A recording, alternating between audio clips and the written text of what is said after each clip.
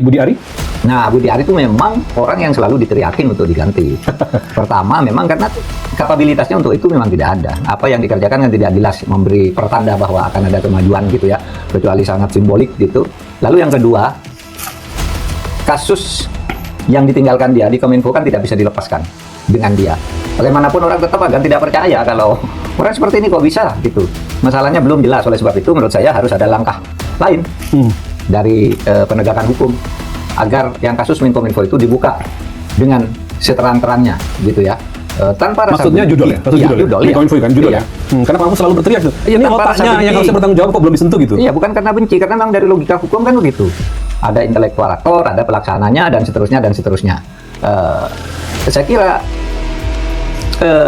ini pintu yang dibuka oleh pemerintah untuk masuk ke situ. Kalau mau sungguh-sungguh ya penegakan hukumnya. Tapi kita lihat aja perkembangannya. Apa yang menjadi catatan Pak Mahfud dengan perombakan kali ini? Artinya kalau pertama kan 1 orang diganti karena gaduh ya, lalu tiba-tiba ini 5 orang. Bagaimana membayangkan kabinet ini ke depan bekerja dengan misalnya 5 orang baru ini atau 5 posisi baru ini ke depannya? Seperti apa ekspektasi kita pada kabinet? Menurut saya pilihan Pak Prabowo sekarang sudah tidak terlalu politis dalam arti political trade-off. Dia ingin menempatkan orang yang lebih tepat di posisinya, dan mungkin untuk kasus Sri Mulyani, bagaimanapun dia bagus, saya kira memang terlalu lama untuk di satu tempat tidak bagus juga, sehingga perlu kader.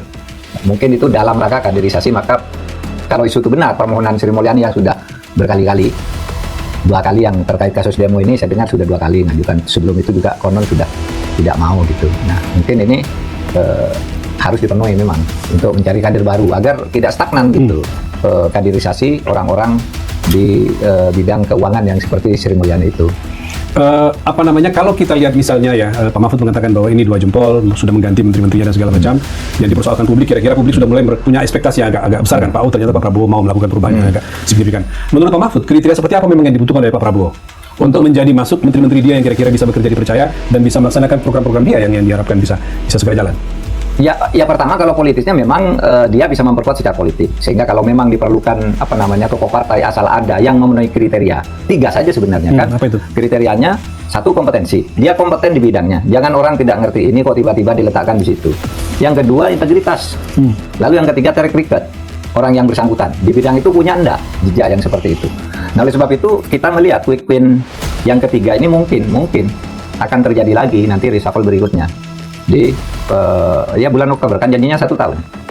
Mungkin di bulan Oktober akan terjadi reshuffle berikut. Pak Mahfud merasa ini berarti belum cukup ya dengan mengganti 5 menteri?